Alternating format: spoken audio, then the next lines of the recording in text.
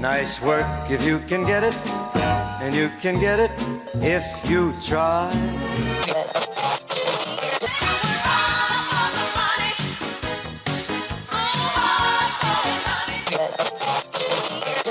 Working 7 to 3.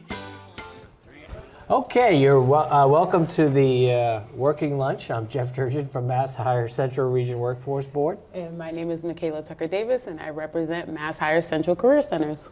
So we're shooting this a little while after the Super Bowl. Did you watch the Super Bowl at all? I caught some of it, but I was interested in the halftime show. I'm an Usher fan. What can I say? It's always struck me, like they'd have the halftime acts on there, and I'd be like, oh, I don't really know this artist, and then they would sing, and I'd be like, oh, I know that song, oh, I know. Usher, until the last song, I had no idea what any of those songs were, which just means I'm getting old, I think. We got to get you to karaoke night, brush up on those skills, because you should know at least one or two Usher songs. But it was an entertaining show. Yeah. Although I didn't know the songs, it was still an entertaining halftime show. Who were you going for? I didn't really care. I was a little bit of a San Fran fan, but I'm an underdog. Yeah. It's if I had a lot of money to bet, it would have been on KC because you can't bet against Patrick Mahomes. Can't bet against the champs. Mahomes and Otto, right? Yeah, I mean, those two guys. He said they're going back to back, so they're gonna get another one, a three-peat. A three-peat. I can see that. Yeah. So, any commercials? Did you see any commercials you like? You know what? No, and I'm a big commercial Super Bowl watcher. Yeah. When I went to school, I studied like PR, commercials, marketing, so I like to look for the little messages and things like that. But I fell asleep a lot, so I caught like the halftime show, woke back up. If the Patriots aren't in it, then I don't care. So. No, that's true. There was a pretty good ad with Christopher Walken. I didn't see that. A lot of people like imitating. Are you one of those people? I'm not. I know you're waiting for it. I am waiting. And that's why I'm not going to do my Christopher Walken.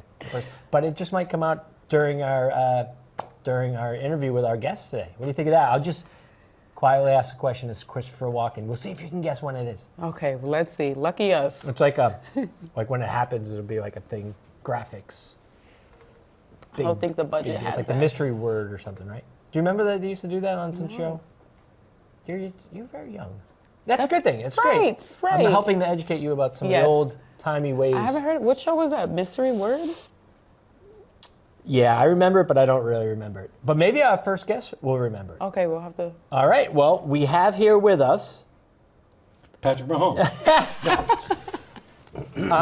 Dave Garvin, the manager of workforce programs for the Greater Worcester Regional Chamber of Commerce. You got it. I'll get this right. You got it. Eventually. So do you remember what I'm talking about with what the you're mystery talking word? about is the word of the day. The word of the day. Yeah. And they'd show you the word. And I But don't the think guests didn't know it. No. And if they said it was like the Groucho Marx show. Then or something would wasn't fall. Groucho Marx. Now we're really going back. I don't know. Well, about wasn't that it? Who was it? I Jack don't know. Paar? Who was it? Someone older. Even Jack Paar. I think it's newer than that. I think they stole it from. Well, Let's Go. they may have. Yeah. Yeah, and it would be like bells and whistles going on. Yeah. Confetti and word of the day. I'll have to look that up. So That's really interesting, Jeff. That was that's your Christopher Walken for you. Yeah, well, that was good. Yeah. So that's pretty much all we wanted to talk to you about. Thanks for So coming I got to on the go. show. That's it. Let's wrap it up. Let's check the time when I'm not wearing a watch. So Dave, tell us what's going on with your work at the Chamber. I know we're very excited to have you on board and helping to Thank you. connect with what we've got going on. Thank you. So thanks for having me over. This is great. I mean, I guess I've been there about a year now, but it started. I started back in October of the year before. We launched a new chamber in Clinton, and I kind of launched that, got it up and running, got the membership up, and with the plan to transition to this role. And this role is focused on the number one issue. What's the number one issue, do you think, for our members in the chamber? I'm going to guess workforce. It is access to talent. Absolutely right. Yeah. So Tim Murray, President, CEO, said we need to create a role that helps make that connection better, or develop it, or solidify it. So my job is making the connection between our 2,300 odd members and those students that are graduating from Worcester Public Schools and either in a Chapter 74 program, which is state defined.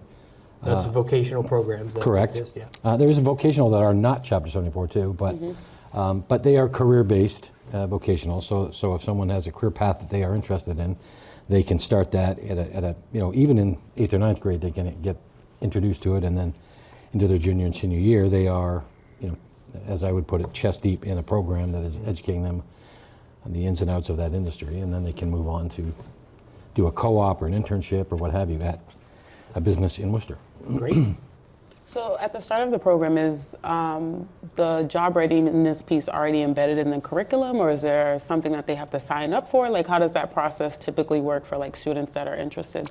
Well, it happens differently at different schools. That's kind of the hard part. But take Worcester Tech, which is obviously the biggest one, and it has 23 Chapter 74 programs. And they start that process, as I said, in grade 8 and 9. They start looking at, where they think they might be interested in, Right. based on an overview of the, the career and, in some cases, input from the industry directly. And then they get into their junior year, and they are on a very specific educational path in academics, in the classroom, in a shop, quote unquote. They have a shop that take, auto repair. They're actually in an auto repair shop, and they're working in that shop, learning the ins and outs of the industry and the terms and anything that you can capture on the academic side. So your role is to really work with the employers out there to say, hey, if you want to get to know some of these young people coming out of school, Right. great way to, so it's really the schools that you work with on the other side to help bring the town along. And hopefully they have those Right. readiness skills. There's great programs happening in Worcester Public Schools. There's great outreach happening in the industry in Worcester. It's just hasn't connected well enough yet, and that's kind of Got some great my questions reason. here I was gonna So ask. how do you? I just jotted down a few questions for you there. So how do you encourage employer partnership? Because sometimes employers, can probably maybe shy away from hiring students, right out of high school. Or have you seen that trend kind of change? Well, they have. You're right. They do have some challenges when it comes to it. Some don't. They don't want to hire anybody under 18. Right. So that makes it difficult in some cases because typically they're not 18 until they've graduated. But Exactly. Yeah. so that can. But there's a lot of industries that don't have that 18-year-old line in the sand. So it doesn't take a lot of encouragement. When I put the word out that we have access to graduating students who are interested in welding or culinary arts or veterinary services, and that's their business. They want to access that talent, and they get to access it. They get to either work on a part-time basis or a co-op, a paid co-op, or an unpaid internship. But ultimately, they're investing in their own future staff because they get to grow up in the job, understand the job, and as it's done in their particular place of business. Are there particular fields you've had greater success with, or that you feel are more kind of willing and ready to work? Or are there some fields that you're hoping maybe out of today to kind of spread the word about? Well, yeah, I think generally there are those that bubble to the top. There's, when a student takes a look at all the programs and says, looks at what's available, a lot of them will gravitate to things like veterinary services because that sounds like a very fun career. I get to work with puppies and kittens and the like. Until they find out what veterinary services really is, and then it might not necessarily be what they're looking for. So there is an exploratory aspect to it. So they're trying to figure out what is it that makes What's it really like? What gets me going? What am I passionate about?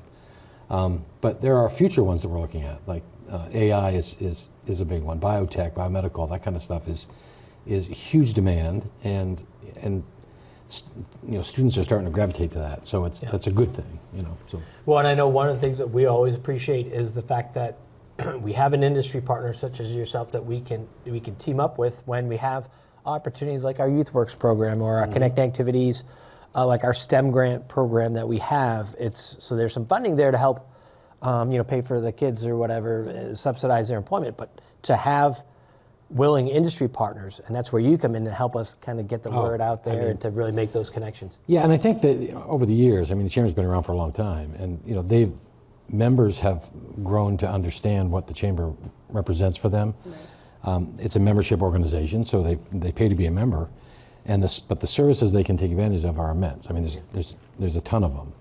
And you've been involved in many of them. And so, a lot of the roundtables that we put on, whether it be manufacturing roundtables, healthcare, HR, construction roundtables. So there's a lot of services, and we have people come in to speak to, a particular topic of the day that is critical to their business and to the industry. And so there's an informative piece. There's chamber services that are provided to members. So there's a lot there. So they understand that we're working on behalf of the businesses in Worcester.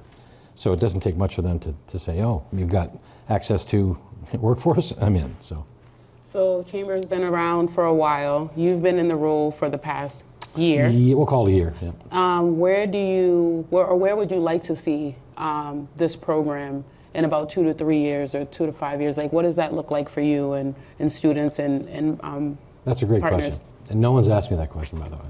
Great question. I think, mark it down. I'd like to see it become, as I said, there's great programs and there's great outreach, but I want it to become mainstream. I want it to be a second nature, a partnership, as it were. In fact, we're working on an event over the next couple of months that hopefully we'll put in place that's going to have representation of all the high schools and have our industry attend, so they can talk at a business level, about opportunities, access to students, what are the programs, how do they function, and so on. And so I'd like that to become mainstream. So we have the same kind of roundtables, we have the same kind of services that are available to our members relative to workforce. That's a great point that you bring up. So at the Career Center, I have recently been working with a lot of the youth. A lot of them come in and they want to get jobs either right after high school if they're not going to college. So one of the things that has been very hard to work around is some employers don't want to hire typically that young. So I like that you are using the people that you utilize the chamber and their services to bring in the talent pool. So now I'm going to use that as a resource when I go back to the Career Center. Now I can tell students in high school, reach out to the chamber. There may be some opportunities there as well. So absolutely, it's a great point. So obviously you work very closely with the Worcester Public Schools. I think we should give a shout out to Emily Lehman that helps coordinate our Connect Activities program, and I think works very closely with you to we're help involved with in a couple of meetings that she drives, and it's tremendous. I mean, it's not easy necessarily because you do have, as a district, right? But then you have each individual school. Absolutely. They have their own staff, and of course they know their students. Right. And so it's not always necessarily you just learning, and this is something you have to build up. Is well, how if a company says, yeah, I'd be interested, maybe some culinary students. Well, culinary students could come from a variety of schools and programs. Right. So how do we kind of all work together so that, hey, maybe the business is located near North High School, so maybe that's the fit, or maybe it's centrally located, and coordinating that and developing those processes Absolutely. and systems, right? What makes it challenging is, to your point exactly, I mean, proximity to the school is a big part. Transportation's an issue for a lot of students, so being close to a business from a particular school might be it, right? What I'm saying is it must be hard to coordinate all the activities. That's all I'm saying. What you're saying, yeah, okay. Now I'm getting double Christmas. Yeah, exactly. double walking. Double walking. So, were you building up to that? No, part of the plan. So you caught me off guard, though. That's good. What I was going to say is not just proximity, but each school offers different programs, right? So there's overlap. Some more than one school offers a allied health or health-related program. Automotive's in a couple of locations, but other than that, there's not a lot of crossover. So they may need to look at a particular school for a particular program. And we've had conversations with some informal conversations with the superintendent about the plan and the future of learning and how they want to expand potentially, at least looking at the opportunity to expand Chapter 74 programs. So I mean, it is already South High School has some, and I know North has some. Doherty's got 3 coming. Doherty has 3 coming, and so our office does help work with them around. For sure. Hey, what are the hiring trends and what's the labor market kind of like to help figure some of that out with them, but. I think you were, I saw you over at the Worcester Public Schools. They had their Night of Excellence. What a great event. I don't think you had a chance to go over to it. I saw some of the information you sent over. Yeah, it was really cool. And the student exhibitions We're just, I mean, Did you there are catch the some Burncoat- amazing students there. Burncoat Spirit Team, and they did the Spirit Team with the band and the whole thing on stage. Oh, wow. It was Phenomenal. and they Really? went to the nationals and came in third. Oh wow, that's so awesome. they really were good. It was a really Yeah. good job. Yeah.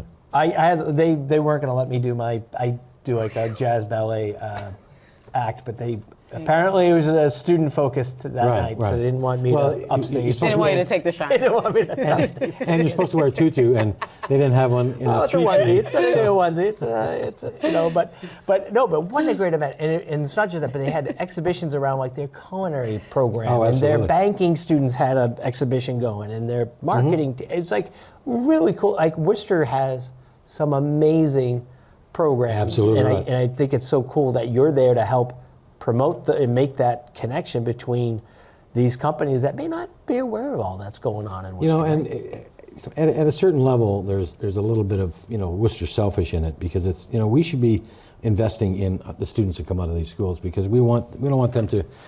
We invest in them and educate them and prepare them, and then they go off somewhere else. And we'd love to have them in our workforce, in the business, in the industry in Worcester. So I think it's raise all the boats, as I. Now, I like think to you had say. mentioned you're planning an event for later this spring. I think you're still working on the date to find Yeah, out. working on Again, details. coordinating with all the schools and what's It's- the best fit. It can be challenging, Yeah. because we have to try and.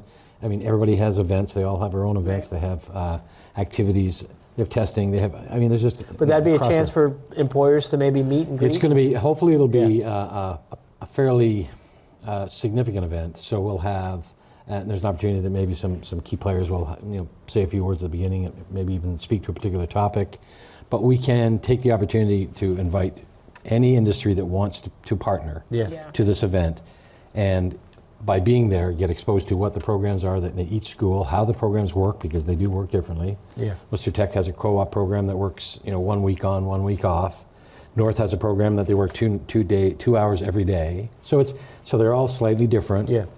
So it's about finding the right fit, and then if we can clarify what the programs are for the industry, they can now make better connections with whatever school is the right fit, whatever program's the right fit, and ultimately we can get the students into their businesses. So Yeah. It's a great way to spark change, I guess, just bringing everyone to the table and having that conversation. And I think There's such it's value definitely to it. needed. Yeah, yep, for sure. Yep. So we want to have some fun with it. It's Yeah. probably a late afternoon, evening event maybe, and we'll have an opportunity to network, and we'll do it at a nice location, and so I'm looking forward to it. I think it could really be something that sparks, Yeah. and really takes that relationship, that partnership to a new level. Now, are there any particular programs that you've seen that you'd like to get more outreach about? This could be an opportunity to kind of help us spread the word for you. We were just talking about that today, and I got asked that question. I'm going, and my answer is always the same. Every single one of them, it's the number one issue. Nurses and nursing care is huge. You start looking further down the road into the bio, sector. You need to start planning for that, because it's changing rapidly, growing rapidly. AI hasn't even been scratched yet. So there's things like construction, manufacturing, advanced manufacturing, healthcare are all always at the top of the list, because there's just such a demand for it. Yeah. But there are so many businesses popping up in Worcester, small restaurants, cafes, and so on. They need need help, Yeah, they right? need the help, yep. They need staff. So And I think too, it's worth knowing that for parents out there, having a young person get a Yeah. taste of work might not be their forever job, but just gives them a chance to experience work, develop some work habits, network a bit, oh, absolutely. and then you move on from it. So just because you're maybe doing an after-school job or a summer job, that's like in a other than restaurant you- doesn't mean Other than you, because I know you left college knowing exactly what you were going to do, and you've never changed path. So many others, what are the chances that the Workforce field they're in board now- director since I was a little kid. Remember, I you're a used to wear a kid. suit. Yeah, I yeah. used to wear a suit to. I'd be like, I'm going to be a workforce board director someday. And your teacher said, And they'd "What say, exactly is that?" They'd say, Jeff, you live your dream, Jeff, someday. So there's so many that go, and when they take a certain path and then they find that that's not what they really want, they end up being Right. over here. I mean, Yeah. that wasn't my path. I mean, I ended up. But I mean, there's a lot of transferable skills in it, and just getting out there and just Just getting the understanding customer service, right? Right, Like right. understanding Those communication. soft skills, and- yeah. Durable skills, soft It's skills, all- eye yeah. contact, and making eye contact and communication and handshakes and those kind of things that Yeah. you don't necessarily learn. I mean, they're teaching it, Right. but when you experience it in the workforce, in the business environment, it goes a long way. Well, is there anything that we haven't brought up? We're talking with Dave Garvin, the manager of workforce programs for the chamber. Anything that we haven't talked about that you want to bring up? I would be remiss if I didn't say if there's businesses out there that are not a member of the chamber, Okay. they should certainly give us What's a the call. best way to give you a call? Just call you at the chamber? Website is worcesterchamber.org, and you can log on there, and pretty much everything's there. There's a tab to, if you want to join, it tells you, the different levels of membership, and it's a pretty easy step-by-step process to join. The resources are listed on there, so if you have a particular need, you can speak to, workforce. You certainly contact me, and we have marketing expertise. We have, business and government. We have economic development. We have all kinds. So. If there was a message to parents out there, any message to parents, what's the one Great. thing they should do to... Great question. Oh, Do not be, so he gets full points for this, okay? And this was not staged. do not, so I think we as parents, we tend to, look at our past when we're talking to our kids. And, a lot of cases, parents will say, no, manufacturing, I don't think I want you to go to manufacturing. That's not where I see you. And it's because we're influenced about our past. But manufacturing of today is not the manufacturing of yesterday. Yeah. It's advanced manufacturing is very different. It's very machine programming, CNC. It's very, very different. So, try to understand what the businesses are and the industries now, so you can help your kids make the best decisions. Excellent. Great message. Do you want to close this up here? Want to wrap this up? And Do it as Christopher Walken. Oh, that'd be great. No, you guys, I can't. That's too much pressure. So again, we have Mr. Dave Garvin, Manager of Workforce Programs of the Worcester Chamber of Commerce, joining us here at the Working Lunch, and that's it. Yeah, thanks for being here. Thanks for being Absolutely, my Thanks for pleasure. joining us on the Working Lunch. 7 to 3, 3 to 11, 11 to 7. Talking about a bunch of shit. Everybody's working for the weekend. Working for a living, working for a living. Working on